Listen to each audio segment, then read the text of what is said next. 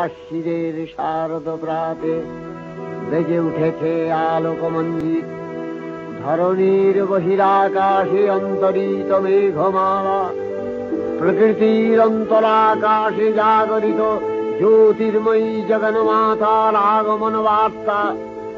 আনন্দময়ী মহামায়ার পদধ্বনি অসীম ছন্দে বেজে উঠে রূপলোক ও রসলোকে আনে নবভাব মাধুরীর সঞ্জীবন। তাই আনন্দিতা শ্যামলী মাতৃকার চিন্ময়ীকে মৃন্ময়ীতে আবাহন। আজ চিৎশক্তি রূপিণী বিশ্বজননীর শারদশ্রী বিমণ্ডিতা প্রতিমা মন্দিরে মন্দিরে ধ্যান বোধিতা।